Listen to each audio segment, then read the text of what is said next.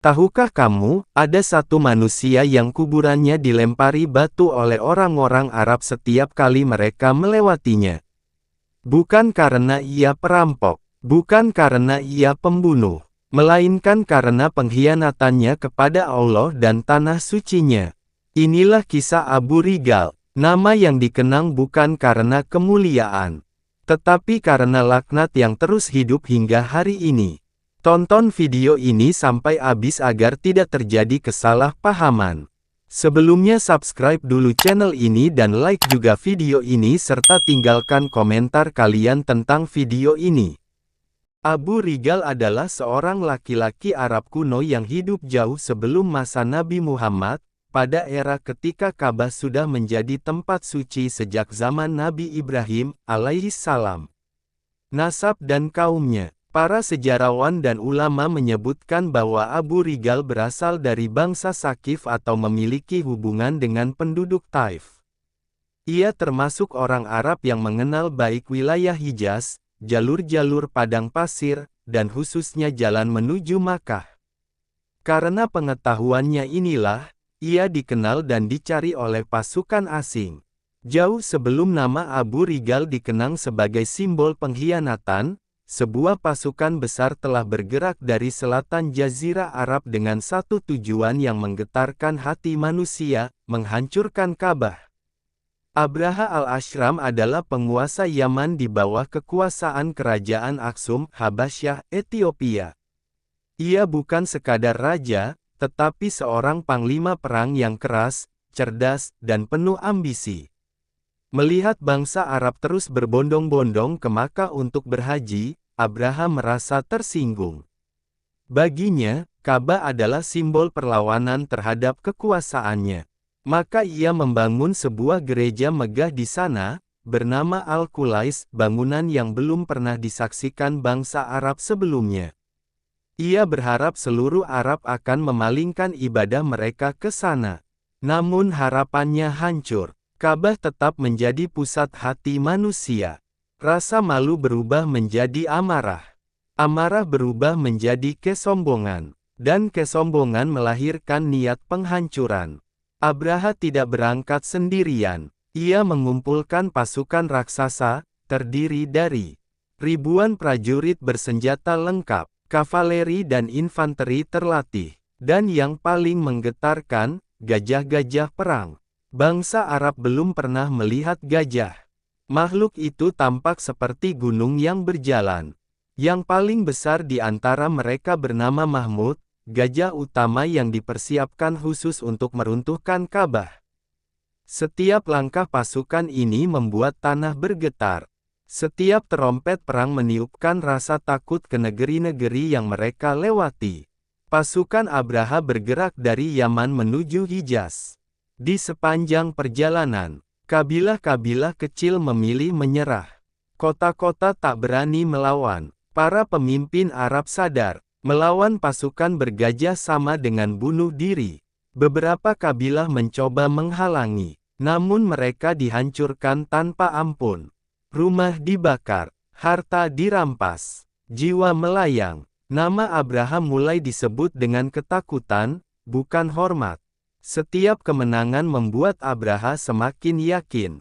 Siapa yang mampu menghentikan pasukan seperti ini? Ia tidak tahu bahwa kemenangan demi kemenangan justru sedang menyeretnya ke dalam kehancuran terbesar. Ia tidak tahu bahwa Ka'bah bukan dijaga manusia, melainkan oleh Tuhan langit dan bumi. Ketika pasukan itu semakin dekat ke wilayah Makkah, suasana mulai berubah. Angin terasa berbeda, langit seakan memendam sesuatu, hewan-hewan liar menjauh. Namun Abraham menertawakannya. Ia yakin semuanya hanyalah mitos bangsa Arab. Dan disinilah, takdir mulai menyiapkan satu nama, satu peran, satu pengkhianatan yang kelak dikenang sepanjang zaman.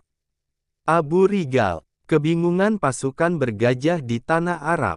Mendekati tanah haram, pasukan Abraham mulai merasakan sesuatu yang janggal. Jalur menuju Makkah bukan jalan biasa, padang pasirnya bercabang, lembahnya menipu, dan tanda alamnya tak mudah dibaca oleh orang asing. Para panglima berhenti. Peta tak berguna. Jejak kafilah menghilang. Abraha murka. Ia membutuhkan penunjuk jalan, seseorang dari bangsa Arab sendiri. Dari Aif, muncullah seorang lelaki Arab, Abu Rigal. Ia bukan panglima, bukan pula tokoh terhormat. Ia hanya seorang yang lebih mencintai keselamatan dirinya daripada kehormatan tanah suci. Ketika dihadapkan pada pilihan, menolak mati, menunjukkan jalan hidup, Abu Rigal memilih hidup, meski harus mengorbankan Ka'bah. Ia berkata dengan suara tertahan, "Aku tahu jalan menuju Makkah." Sejak saat itu, ia tak lagi sekadar manusia. Ia menjadi simbol pengkhianatan. Abu Rigal berjalan di depan pasukan Abraha. Setiap langkahnya mengantar pasukan bergajah semakin dekat ke Ka'bah. Bangsa Arab yang melihat dari kejauhan hanya bisa terdiam. Mereka tidak menyerang, tidak melawan, karena mereka tahu, ini bukan urusan manusia lagi. Namun takdir belum selesai menulis kisahnya. Saat rombongan tiba di daerah Al-Mugamis, tak jauh dari Makkah, Abu Rigal tiba-tiba jatuh sakit. Tubuhnya melemah, napasnya terengah, dan ia mati di tempat itu. Sebagian riwayat menyebut, ia mati sebelum memasuki tanah haram. Seakan bumi menolaknya, seakan rahmat Allah tidak mengizinkannya melangkah lebih jauh. Sejak saat itu, kuburannya dilempari batu oleh orang Arab, bahkan oleh generasi setelah Islam, sebagai tanda kebencian terhadap pengkhianatan. Kematian Abu Rigal tidak membuat Abraha gentar. Ia mengira itu kebetulan. Pasukan terus maju. Gajah Mahmud disiapkan. Tombak diarahkan. Genderang perang ditabuh. Namun saat gajah terbesar itu diarahkan ke Ka'bah, ia berlutut. Dipukul, tidak bergerak. Dihadapkan ke Yaman, ia bangkit dan berjalan. Dihadapkan ke Ka'bah, ia kembali bersujud ke tanah. Langit mulai berubah, dan sejarah pun bersiap membuka lembar paling mengerikan. Abu Rigal telah mati, namun dosanya hidup abadi dalam ingatan manusia. Pasukan Abraham merasa tinggal selangkah lagi dari kemenangan. Padahal sejatinya, mereka tinggal selangkah lagi dari kehancuran. Dan dari langit yang tenang, akan datang pasukan yang tak bersenjata, namun tak terkalahkan. Burung-burung ababil. Pasukan Abraha kini telah berada di ambang Makkah.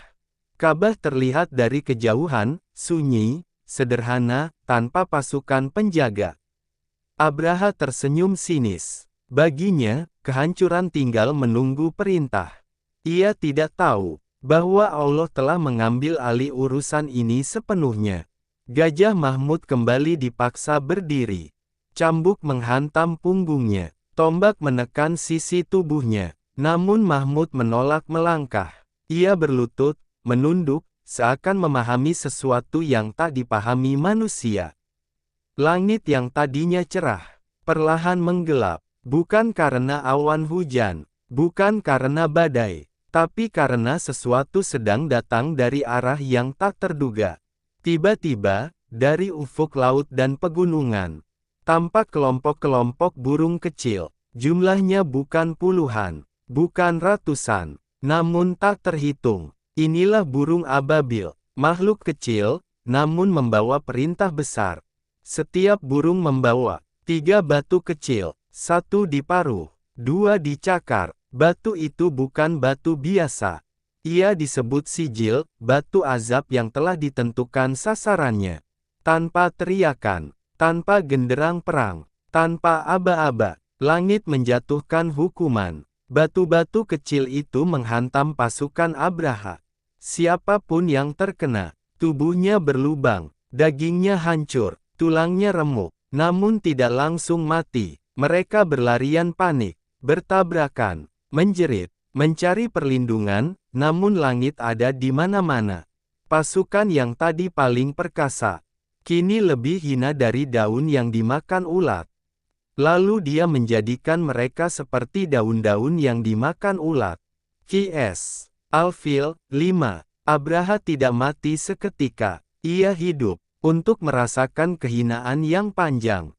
Dalam pelariannya kembali ke Yaman, dagingnya rontok sedikit demi sedikit. Jari-jarinya terlepas, tubuhnya membusuk saat masih bernapas. Hingga akhirnya, ia mati dalam kehinaan, tanpa kemenangan, tanpa kehormatan, tanpa nama baik. Tidak satu pun batu Ka'bah runtuh. Tidak satu pun sudutnya retak. Ka'bah berdiri tanpa pasukan, karena penjaganya adalah Rabb semesta alam. Dan di tahun itulah, lahir seorang bayi di Makkah. Seorang anak yang kelak akan mengguncang dunia. Sebagaimana pasukan bergajah telah diguncangkan. Muhammad, kisah ini bukan sekadar sejarah. Ia adalah peringatan lintas zaman. Kesombongan, sekecil apapun, pasti ditundukkan. Pengkhianatan, seperti Abu Rigal, dikenang dengan laknat. Kekuasaan tanpa iman hanya menunggu kehancuran. Dan rumah Allah tidak butuh pembelaan manusia.